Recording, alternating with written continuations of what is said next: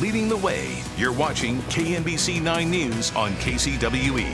Final Four weekend is almost here, and KU players and fans are now taking over New Orleans. We'll see how the Big Easy is getting ready and how the players are feeling ahead of their shot at the championship. And right now I am tracking rain showers that will come by for part of this weekend. I'll show you if they'll impact your watch party.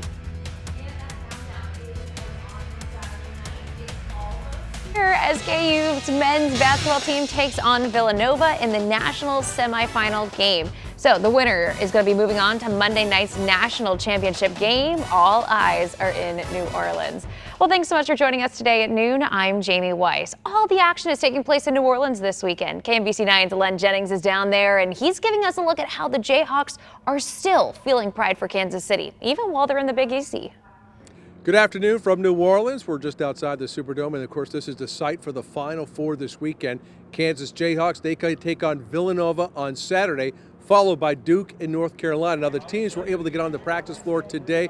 They're also able to get on the practice floor yesterday. There's a huge Kansas City connection with this Jayhawk team. Ochai Agbaji, who went to Oak Park High School. Christian Brown went to Blue Valley Northwest. And then you have Chris Tehan, who went to Rockhurst High School. And all these guys know how special it is to represent their hometown in the Final Four. It says a lot about the talent coming out of Kansas City in the metro area. All the guys on our team that are local and from our area, it means just a little bit more to them that we're representing Kansas City well. But we do take a lot of pride just in a couple Kansas City guys, just doing what we're doing and doing it for Kansas. I think it means a lot to us because of the name on our jersey. So being from Kansas, it means a lot to do it in the Kansas jersey. Head coach Bill Self said that he recruits the best no matter where they are. But it's pretty special that two of the top wings in the country come from about 45 minutes away from the Kansas campus. Reporting from New Orleans, I'm Len Jennings for KNBC 9 News. Make sure you tune in tonight for our Chasing the Championship special. Our Len Jennings and Haley Harrison are both down in New Orleans as the Jayhawks prepare for their Final Four matchup with Villanova. We'll take a look at the final preparations, how fans are enjoying the Big Easy, and how you can cheer on the Jayhawks inside the fog. The Chasing the Championship special airs tonight at 6:30 on KNBC. We do know that the city of Lawrence is going to be shutting down part of Mass Street for the Final Four games, so keep in mind no cars will be allowed on Mass from 6th to Park. This is for Saturday's national semifinal and for Monday night's national championship game if necessary. Fingers, of course, crossed. So when KU won it all back in 2008, that's what you're seeing right here, an estimated 80,000 people went downtown to celebrate. So keep in mind that those street closings will begin at 6 a.m. on those game days. Public parking will still be free on Saturday and Monday if the Jayhawks are still playing. The KU Alumni Association has set up watch parties all across the country, including right here in town. So on that list, it includes Social on Brooklyn, that's in Kansas City, Missouri, as well as Chicken and Pickle, that's on 135th in Overland Park. So Katie, obviously all eyes are on tomorrow. There's going to be plenty of watch parties tomorrow, and fingers crossed, we've got some good weather to cheer on our Jayhawks. I think we do. Let me get right to it, and I'll show you where we are right now, and that is with a clear sky, 51 degrees, south-southeast breeze at 8 miles an hour. It is a lovely afternoon already. It's 42 in Odessa, 52 in Lawrence, 51 in Kansas City. We are tracking this front that's off to our west right now. It's generating some clouds west of Salina, and it's going to take the rest of the day for this to approach us in Kansas City. So tonight, if you're going to be getting an early shot at celebrating and getting together with friends and fans, it is just going to be cloudy at 10 o'clock. After 10 o'clock, closer to 2 or 3 in the morning, that cold front will swing through. It will produce a little bit of very light rain. It should not have very many problems associated with it, and it clears out quickly. So here's your forecast for Saturday: 62 degrees. You will notice, though, a northwest wind at 15, gusting to 25 miles an hour. So that'll be a bit of a brisk breeze, but we're not going to have any weather problems during the day tomorrow. All right, good to know. Thanks, Katie.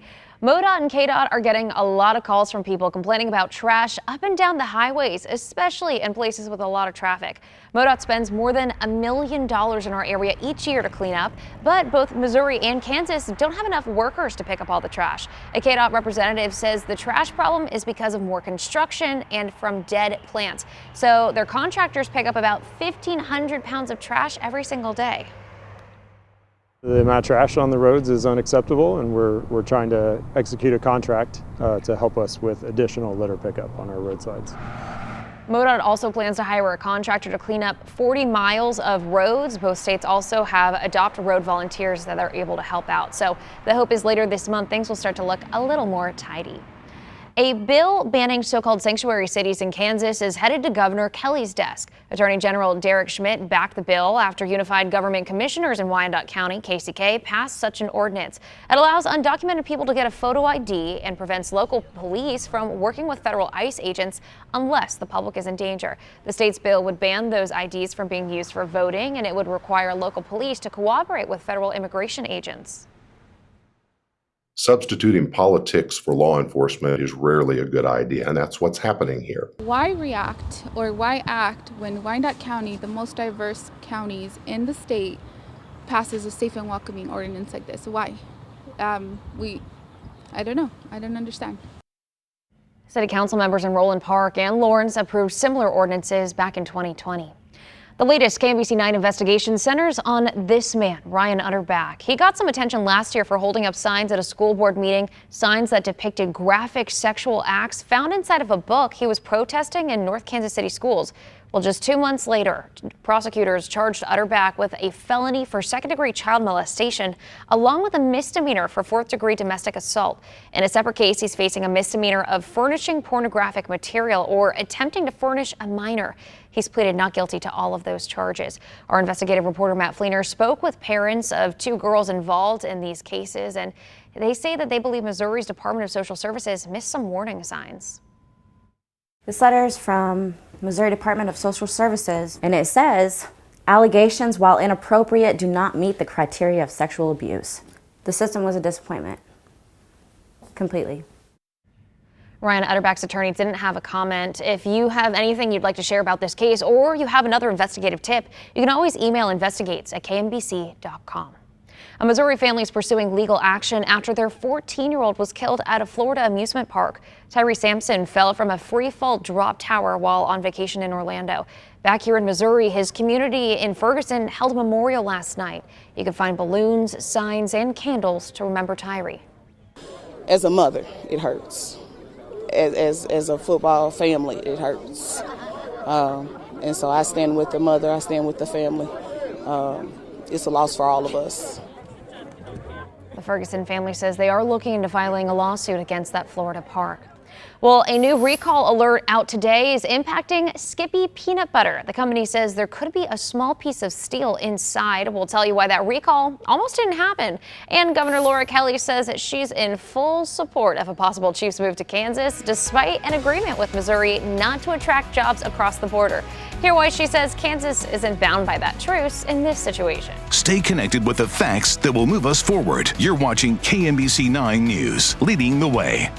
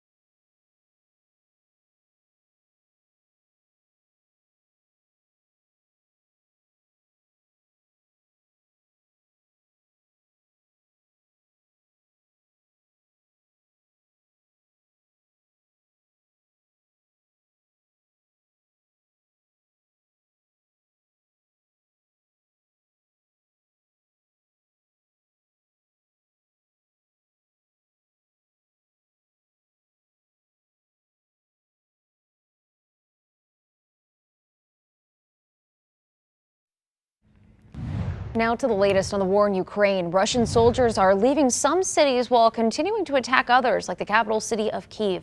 Last night, Ukraine's president announced he fired 2 of his top generals, stripped them of their rank, and branded them as traitors, but he didn't say what they did. Russia is reporting a Ukrainian attack was carried out on Russian soil. This is a first, if confirmed, in this war. To give us the latest on what's happening overseas, here's ABC's Alex Brachet. Today, virtual negotiations between Russia and Ukraine meant to end this war resuming. Meanwhile, in the besieged city of Mariupol, an estimated 100,000 people are still trapped with little food, water, or electricity. Russia claims a humanitarian corridor will open for those still there today. An official from Mariupol's mayor's office telling ABC News they have not received confirmation of that corridor and that those buses have not yet reached the city. One agency involved in helping civilians escape tells ABC News this effort has been and remains extremely complex as they make their 140-mile journey. Also, Russian forces have handed back control of the Chernobyl nuclear power plant. In other areas of the country, intense fighting continues. Multiple missiles hit the capital city of Kyiv Thursday. ABC's James Longman witnessed this. We just heard an enormous explosion here towards the north of where we're standing. And you can see there deep, dark smoke rising into the sky. Now, we're not sure what's been hit. Ukrainian forces have retaken 2 villages along one main supply route to the capital. And overnight, a possible strike on Russian territory, an oil depot in Belgorod, just over the border. This verified video shows 2 airstrikes in the distance. You can also see 2 helicopters flying next to where the strikes hit. Russia claiming it was Ukraine. Ukraine right now not confirming or denying its involvement. Also today, Russian gas is still flowing through Europe despite the deadline Vladimir Putin put in place to cut it off unless customers start to pay in rubles.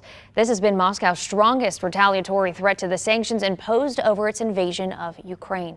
We know that scores of Americans, including people right here from the Kansas City metro, have gone to Ukraine in order to help its people with the hardships of this invasion. Now, the U.S. State Department is warning Americans to leave if they can. Officials say they're getting reports that Russian troops are singling out Americans and detaining them in Ukraine with a focus in the eastern part of the country. I think that they will try to surround the Ukrainian forces quite soon in the Donbas region in particular, and then having captured 1/3 of the land of Ukraine, they will want to probably negotiate from this very, very strong position. Well, it could be months before anyone who's captured is able to return back to the United States. KMBC9 has partnered with the Red Cross to help the people of Ukraine. To donate, you can go to kmbc.com/Red Cross or call the number listed right here on your screen. New at noon, the economy is headed in the right direction as new numbers show a strong jobs report for March. The Bureau of Labor Statistics says the U.S. added 431,000 new jobs in the month of March. The unemployment rate dropped to 3.6%, and these numbers are actually in line with what economists were predicting. Leisure and hospitality are 2 industries making the biggest gains. After this report was released, President Biden said that despite the progress, there is still more work to do. Even though we created a record number of jobs, I know that this job is not finished. We need to do more to get prices under control. Before the pandemic, the unemployment rate was at 3.5. That was a 50-year low, but here's the good news. We're really close to that now. We do have a recall alert this afternoon for more than 100,000 pounds of Skippy peanut butter. The company says the jars may have small steel fragments inside. Well, here's the good news. Skippy didn't have any customer complaints. These actually came directly from the factory as a report. So if you do have a recalled product, to find out, all you have to do is go to the Skippy website. Very easy, just peanutbutter.com. And then you can return your recalled product to your store for an exchange. Thousands of Verizon customers are getting strange text messages from their own phone numbers. Our chief national correspondent Jeff Rawson is getting to the bottom of it. Hey, welcome to Rawson in 60. Getting spam texts from your own phone number? I have an update on why it's happening and what's being done to stop it. All I need is 60 seconds or less. Let's start the clock right up there. Several of you have reached out saying you're getting weird texts from your own number. And you know you're not texting yourself, so you're not sure what it's about. Verizon says, yeah, it's been happening to its customers. Here's the text right here. It says, free message, : your bill is paid for March. Thanks. here's a little gift for you, and then it has this link right over here. Verizon says it's a spam text. It's not from the carrier. Right now, it's working with law enforcement to figure out the source and working to block those texts. Just remember, do not click on any links you don't recognize ever, especially from this, because we know it's fake. It's not from Verizon, okay? Don't click on it. And that's all for now. Back to you. A lot of good information there. Thanks, Jeff. Well, Overland Park's Deer Creek Golf Course is set to close today. News Chapter 9 gathered this video over the course. It's off 133rd. City Council members denied a zoning request to replace the course with new apartments and other amenities. That denial came last month. Well, Kansas Governor Kelly had some comments about the possibility of the Chiefs leaving Arrowhead Stadium and coming to the Kansas side. This week, Chiefs President Mark Donovan told reporters the team has been approached by developers wanting to move the Chiefs from the sports complex to Kansas. So here's what Governor Kelly had to say. I would be all for it, obviously. When I signed the border war truce with Missouri, it didn't include the Chiefs. Well, the governors of Kansas and Missouri reached that truce in 2019, promising not to use economic development incentives to attract existing jobs across the border. Speaking of sports, the Royals' home opener is less than a week away, and because of the expanded rosters for the month of April, they'll actually break from camp with 28 players instead of 26. Yesterday, the Royals announced that they're using the club option to keep manager Mike Matheny for the 2023 season. The team also announced that Zach Greinke will be the opener for the opening day starter, I should say. That will be next Thursday against Cleveland, and his last start for the Royals home opener was in 2010. It's his 5th time in the last 7 seasons. It's probably a little bit different than a normal start, but not too much. Your first start's always like a little bit different, whether it's the first game, second game, third game, 10th game. Your first outing is different than most of them. Well, the Royals will face the Cleveland Guardians at the K next Thursday. First pitch is set for 3:10 that afternoon. And Katie, here's the great news about opening day. It's in the afternoon, so that means, in theory, we could actually go to the game because we're no longer working. I like how you are thinking, and we'll go get our matching blue warm sweatshirts to hang out at the K. It is going to be pretty chilly for that game. But let's wrap up March, put a bow on it. March ends up being the 6th wettest in our record history. We had about 5.14 inches of rain. That is almost 2 3/4 of an inch, a little more than that, above normal.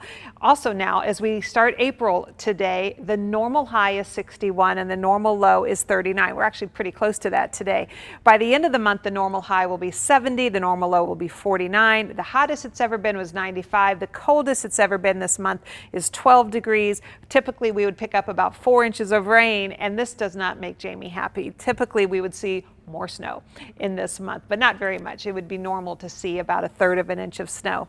We've got a beautiful clear sky, 51 degrees, south to southeast breeze at 8 miles an hour right now, and your forecast for the afternoon, fine weather. We'll hit 60 degrees for our high. The winds come from the southeast at 10 miles an hour. Clouds will start to thicken up. They'll come in from the west. We start to see a very low chance of rain by 9, but we just wanted to indicate to you that we are tracking rain for the overnight hours. So let me take you to that. We'll begin with kind of setting up our weather pattern where we are in the 40s right now in Marshall. Many of our cities on the Kansas side have made it into the low 50s, including 51 in Leavenworth, 54 in Ottawa. And looking off to the west, this low pressure and cold front came out over the Rockies today. It's producing gentle showers. And this is Salina. All of that right now is west of Salina. This is I-70 cutting across our state. Now using FutureScan, we'll pick it up from where we are right now and advance the weather towards us. And you'll notice there we are at 10:15. We've become cloudy at that point. So if you're going out to First Fridays or getting together on the plaza, the weather looks fine.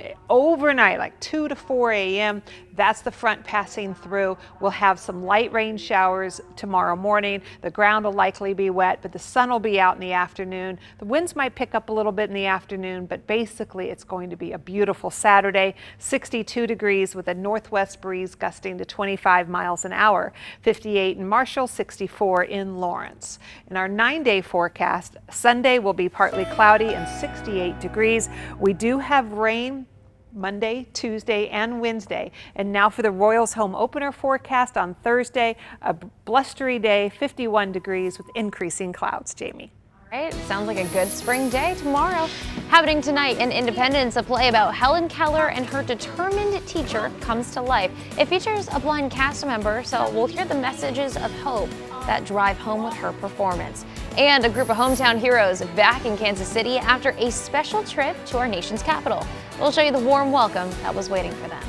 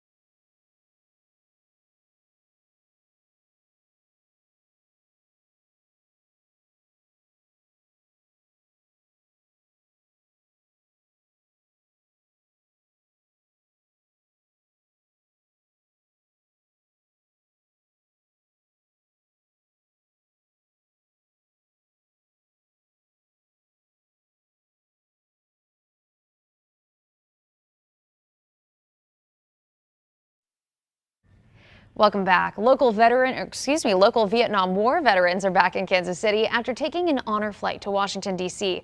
Honor flights give veterans a chance to visit the memorials that honor the memory of the comrades they served with. You gotta love this. This trip was sponsored by the nonprofit Heartland Honor Flights. A crowd was ready to welcome them at Kansas City International Airport last night. Several students born decades after the war were there to thank the veterans for their service. We're just going to cheer really loud for them and shake their hands and tell them thank you for all that they've done. When you got off the plane and you seen all this, what was going through your mind, Don? Wiping my tears. Well, some of the veterans we spoke with at the airport said this homecoming welcome was actually warmer compared to when they really returned from Vietnam. So they told us the honor flight was just a great experience overall. Hey, there's a great opportunity for art lovers that's coming right here to Kansas City. A Sistine Chapel exhibit is opening up this weekend. It's going to be on the east side of the plaza. It features 34 reproductions of the art that's painted directly on the ceiling and altar of the Sistine Chapel in Rome. Tickets start at $20 for adults, $13 for children, and this exhibit runs until May 1st. A play about Helen Keller featuring a blind performer debuts at the Roger T. Sermon Center in Independence tonight. The Miracle Worker tells the story of the teacher who helped Helen Keller communicate after Keller lost her sight and hearing as a toddler. Cast member Brooke Cottrell, who is blind, tells us she hopes the play brings awareness of people with different abilities. It's an honor, really, to be able to be a part of the show and to tell this story and let the audience know that there are people like me and the representation matters, and I think it's an absolutely beautiful thing. Well, Cottrell's grandmother helped her learn her lines by reading the script out loud. That way Cottrell could type them in Braille. There are several performances of The Miracle Worker happening now and between now and April 10th. You can buy tickets at the website here on your screen. That's citytheaterofindependence.org. Meanwhile, KC Rep is taking their show on the road. They're performing the Royale this afternoon at the Southeast Community Center. The show starts at 3 o'clock. KC Rep will perform at 3 other parks in town in order to bring the theater right to you. A huge public display of affection all across the metro taking place for the Parade of Hearts. Check out this entry. It's called KC Heart Awakening.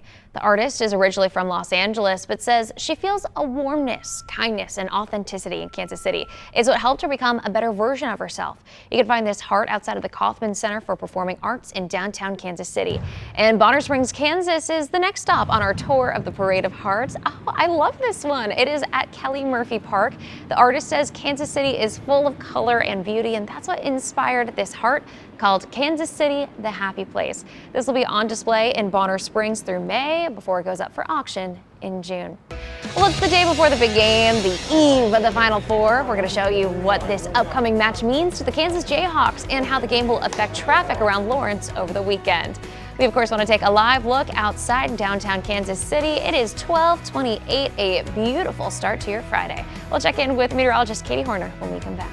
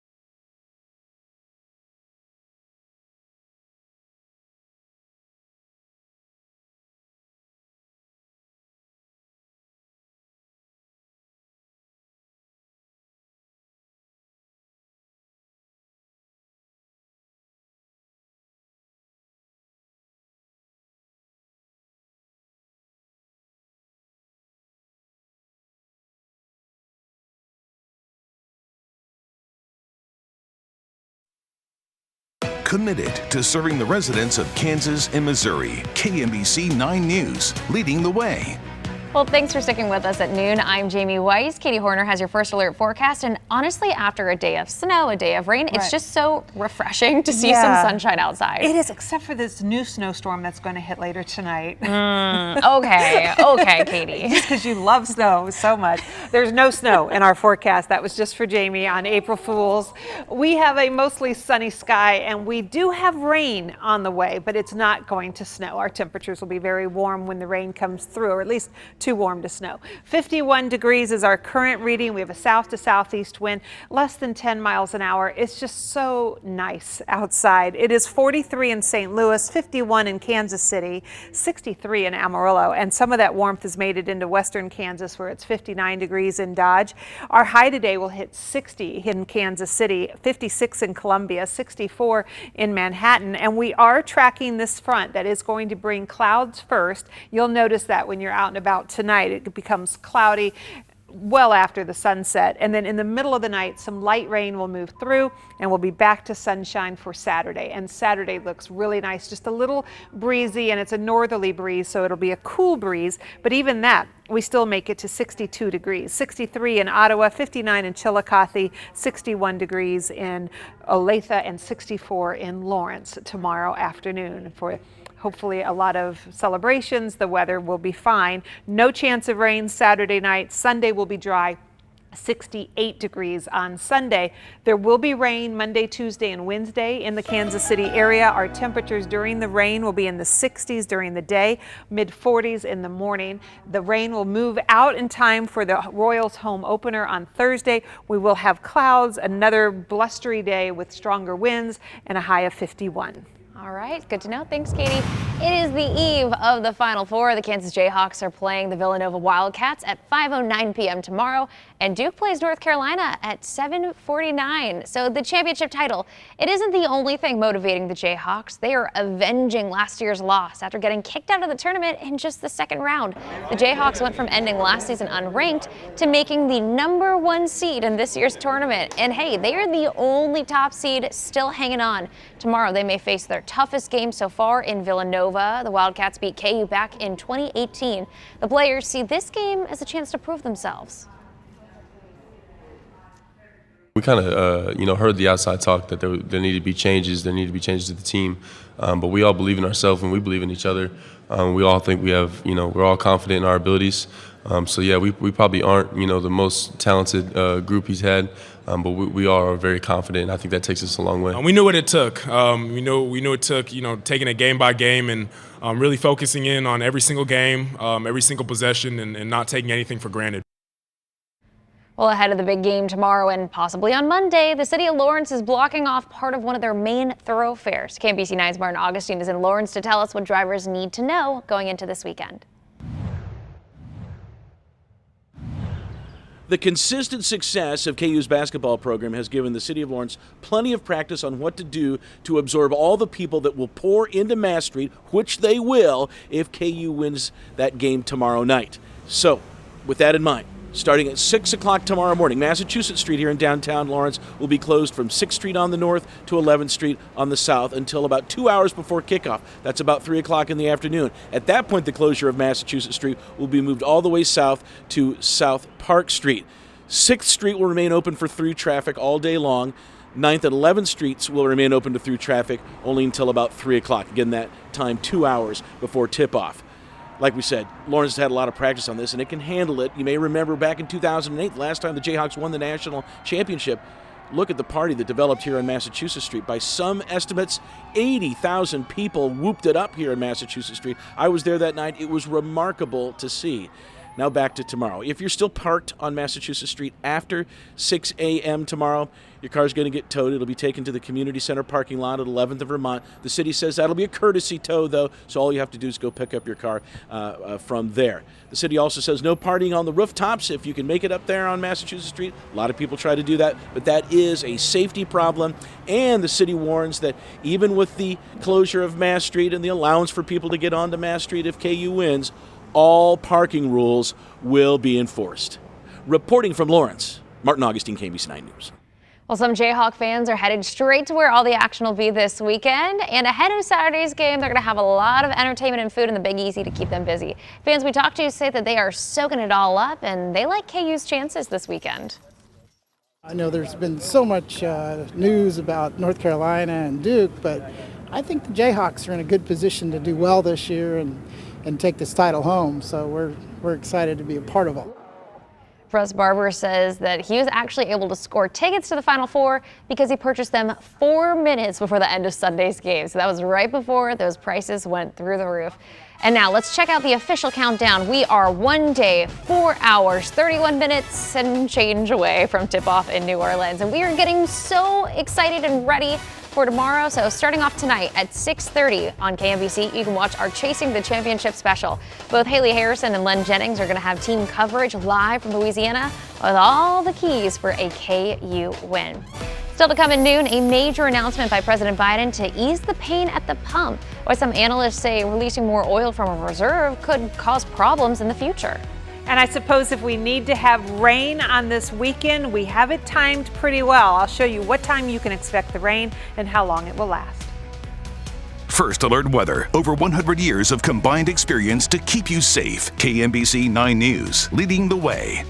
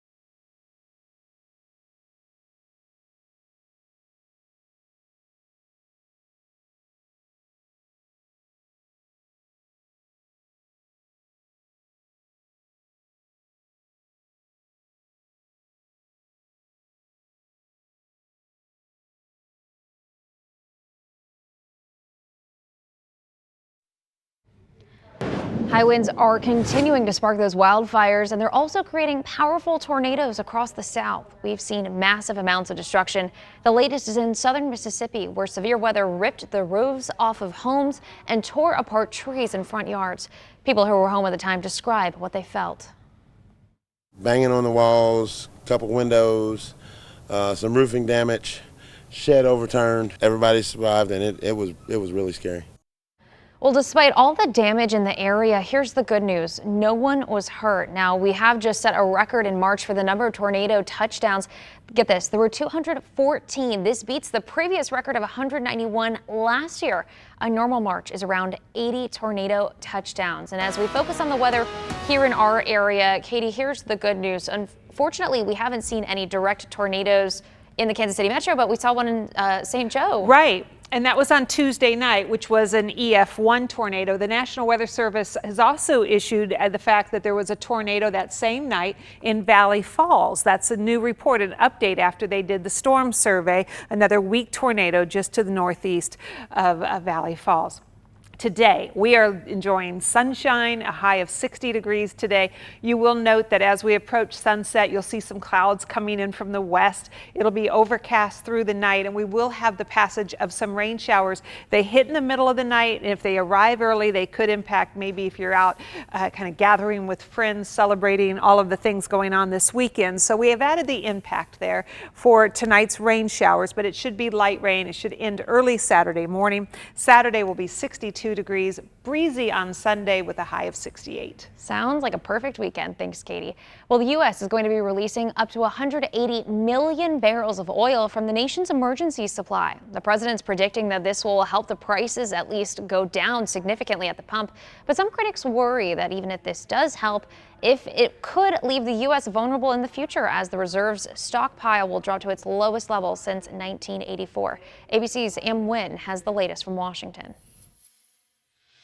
As gas prices near a record high, growing anticipation for President Biden's largest ever release of oil from the nation's strategic petroleum reserve, 1 million barrels a day for the next 6 months. The bottom line is if we want lower gas prices, we need to have a more oil supply right now. The president saying he understands the pain at the pump, with the national average of $4.23 a gallon up $1.36 in the last year, 62 cents in the last month. I got to restructure my whole life just around the fuel.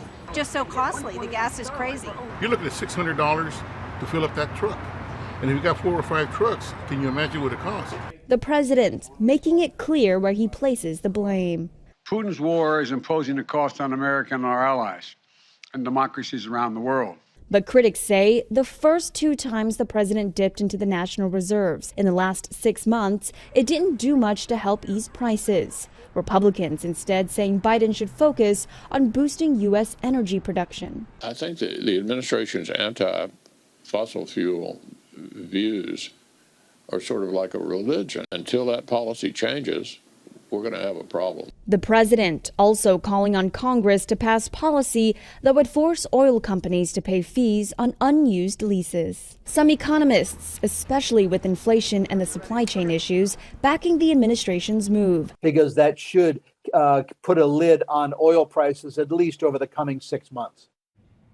Well, President Biden believes that Americans could pay 10 to 35 cents a gallon less at the pump in just a few weeks ahead. This potentially drops the national average below $4 a gallon. More than 2 years into this pandemic, the governors of both Missouri and Kansas are putting an end to their state's emergency response. We'll walk you through the new pandemic strategies kicking off today.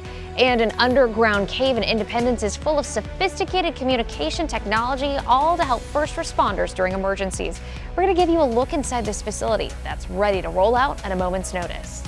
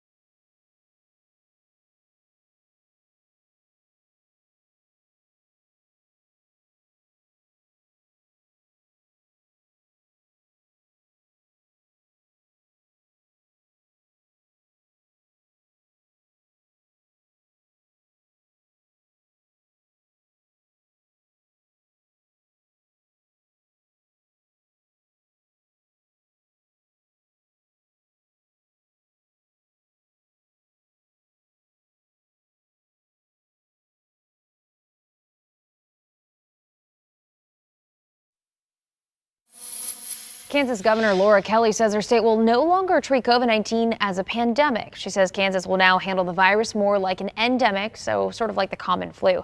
The state of Kansas will also provide COVID updates less frequently, now just once a week. On the Missouri side, the state's endemic response actually started today, so Missouri has ended their contact tracing. They're going to switch their weekly updates from daily updates instead. And just a heads up for Johnson County residents tonight, election officials want you to be cautious of people coming door to door claiming to be involved with voter registration. The Johnson County Election Office says people have been going to neighborhoods requesting information regarding voter registration. The county says those people are not county employees. So if you want more information about voter registration, you should just go to the county's voting website directly. The search is on this morning for the person who vandalized the new Harry Truman statue in Independence. The president's bronze glasses were stolen. The statue depicting Truman in his World War I captain's uniform was put into place last fall. This is at the corner of Maple and Liberty. In the thick of March Madness, lawmakers in Kansas and Missouri are making moves when it comes to making sports betting legal. KMBC 9's Cody Holyoke dives into the topic on this week's Heart of the Matter. 33 states have laws on the books legalizing sports betting. People in those places could potentially put money down on the Jayhawks to win. Not so in Kansas and Missouri, two states surrounded by legalized sports gambling. And lawmakers are taking notice right now. We saw big moves this past week in Kansas and Missouri legislatures to approve this and get a piece of the action through tax revenue, opening up betting with the support of sports teams. The team owners are very excited about it. You know, from the Chiefs to the Cardinals, the Royals, the Current, the St. Louis soccer team. Everybody's really excited about this. This week on Heart of the Matter, we'll discuss what's going into betting bills in both states, how Missouri plans to tackle problem gambling, and even a bit of border battling starting to take shape. We'll see you then.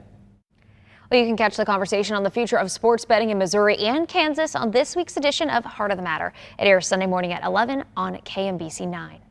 College basketball fans, of course, are going to be in New Orleans this weekend for the Final Four, but take a look at this. It is called Dribble Your Way Through New Orleans. 3,000 kids are going to be practicing their basketball skills by dribbling a basketball 3/4 of a mile from the Mississippi River to the convention center at the Final Four Fan Fest. It's been a few years since we've had that opportunity, unfortunately, and our hospitality industry has been hit really hard. So it's an opportunity for us as a city, region, and state for that matter, to let the rest of the world know that New Orleans is open for business, and we're hosting the events. Yeah, I don't think I could do that. But here's the good news. This event is free, and the kids who participate get a free t-shirt and a free basketball. So as we count down to KU's Final Four game against Villanova, we want to share your excitement. Send us videos of your best rock chalk chant or waving the weed, even a picture of you cheering on the Hawks. We're going to be sharing our favorites on air tonight during our Chasing the Championship special. So send those photos into us on social media. All you have to do is tag KMBC. You can upload them to our website, kmbc.com/upload. Or you could just email them to us at news@kmbc.com. Well, the NCAA Women's Final Four is also underway. So in that bracket, we've got Stanford versus the University of Connecticut and then South Carolina versus Louisville. The Women's Final Four is taking place in Minneapolis. Both games will be played tonight. The NCAA estimates up to 30,000 people could arrive in the city to support their teams. UConn won its first Final Four in Minneapolis, so we're bringing it back. We are diehard South Carolina fans, and we're here to see them win the national championship. The winners of tonight's games will go head-to-head in the national championship on Sunday. When storms hit, cell phone service is critical when it comes to reaching out to loved ones. That's why Verizon has a facility in Independence that's ready to roll out to keep communication going during an emergency. KMBC 9 got an exclusive look at Verizon's underground equipment warehouse. This is where the company stores satellite trucks, mobile cell towers, and generators. All the stuff needed for the public and first responders to keep in touch. Their radio system's down too. They need us. It's critical. They can't go deeper into the disaster without being able to talk to their people and their resources and making sure they're safe.